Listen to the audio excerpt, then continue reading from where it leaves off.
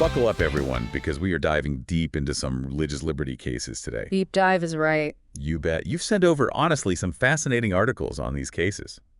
And it's so clear that you're not just interested in who won or lost. No. You want to understand, like, the why, the how, the what's next, all of it. And they're important cases. I mean, these are the cases that could really shift things, how religious freedom and other rights, all that, how those all work together. Exactly. We've got 5 cases to discuss today. And any one of them, honestly, could really change how we think about, like, government power, LGBTQ rights, even what you can and can't say online. Yeah, I think we'll be digging into enough legal stuff today to make even a lawyer's head spin.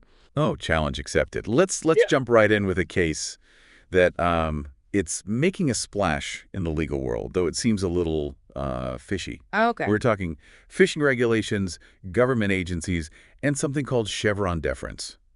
Sounds boring, but Right. it's not. It's important. Oh, it is. It totally is.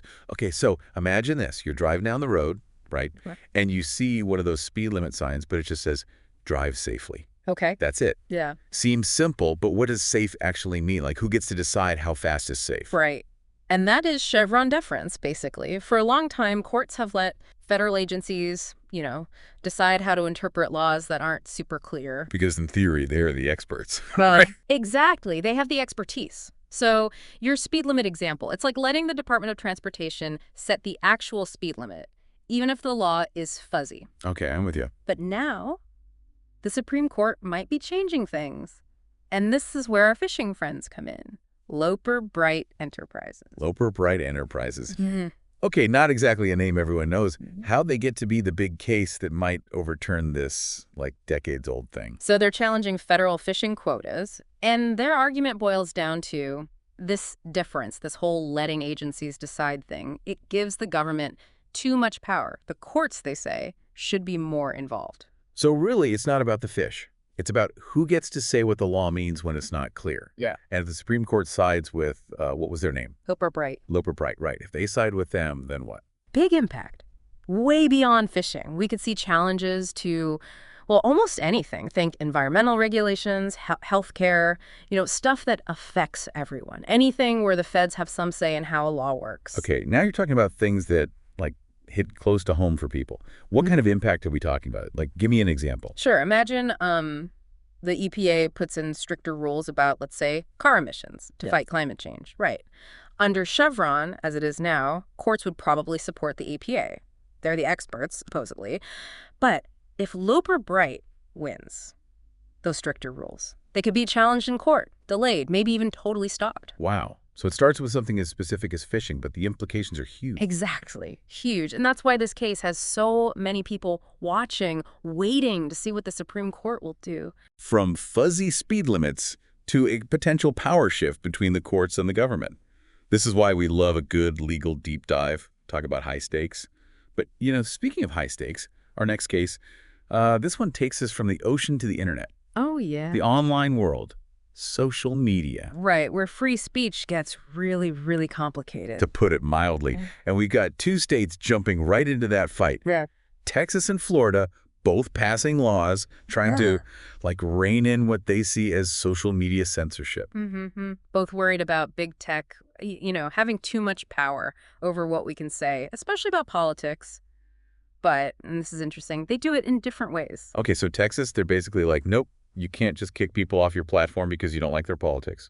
Straightforward. Florida, though, they're more like, okay, you can moderate, but you better have a good reason and tell us what it is. Show your work. Exactly. Which then you have to ask, what is a good enough reason?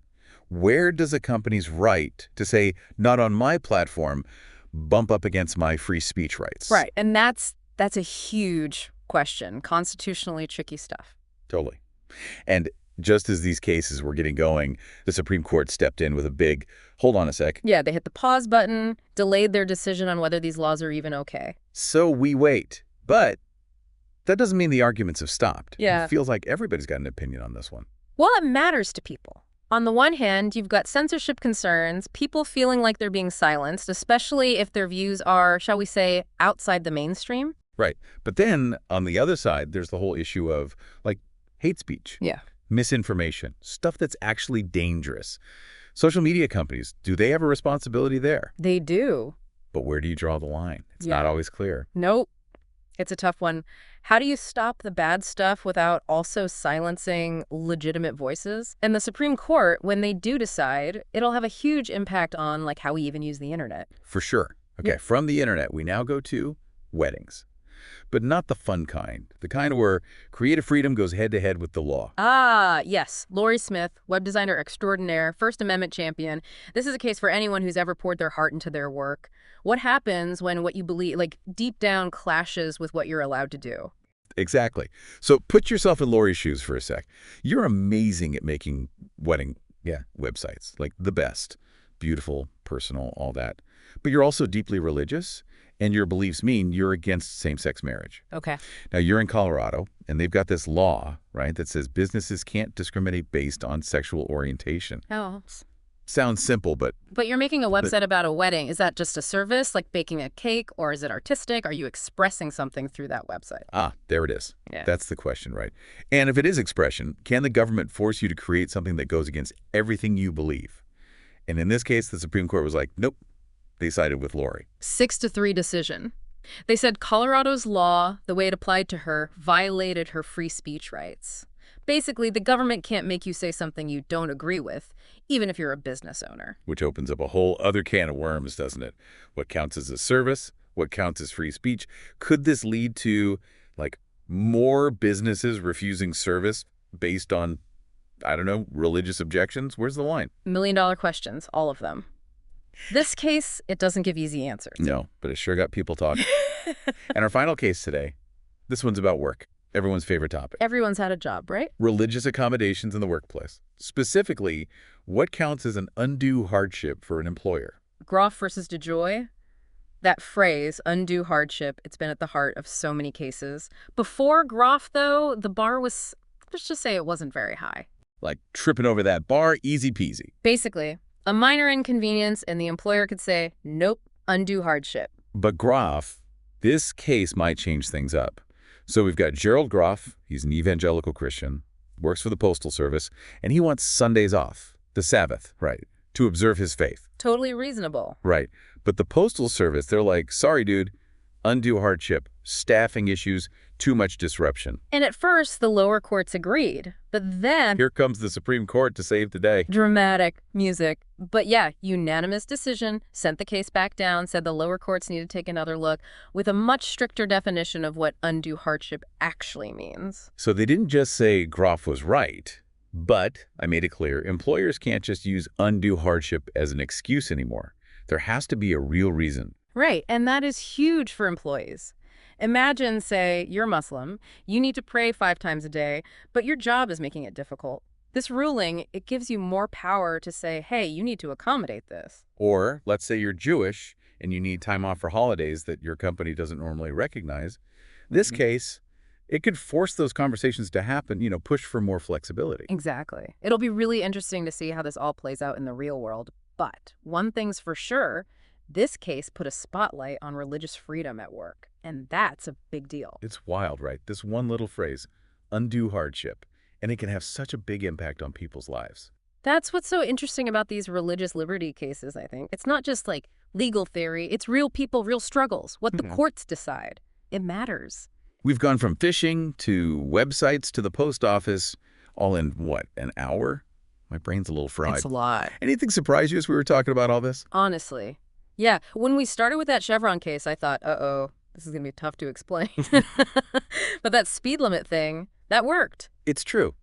Those laws, they sound so distant, But then you realize they're all around us, shaping everything. It reminds me of that quote about how the law, in all its majesty, lets rich and poor alike sleep under bridges. Right. It's about how it actually plays out in the world, who's interpreting it, who benefits, all that. Exactly. And that's the through line for all these cases. It's finding that balance. Yeah. Individual rights, the good of everybody else. How much can you say? When is something harmful? It's tough. Like a giant puzzle. And every time the court makes a decision, it's like moving a piece. Everything else has to shift too. And there's no instruction manual for this puzzle either. That's the truth. Yeah. So what do we do then? If someone's listening to this and they're like, okay, I get it, this stuff's important, but what can I do? First thing, stay informed. Don't just scroll past the headlines. Read articles, listen to podcasts like this one, and not just ones you agree with either. Right. Talk to people who see things differently. The more you understand, the better you can speak up for what you believe in. Because this isn't just happening in courtrooms, right? Very good. It's our communities, our workplaces, even online, like we were talking about. It affects us all. And if something felt wrong to you in these cases, if it made you mad or curious or anything, don't just feel that.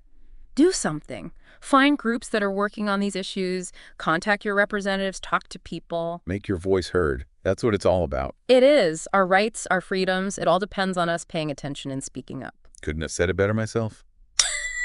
Thanks for diving into these cases with us, everyone. We'll be back next time with more deep dives into the stuff that matters.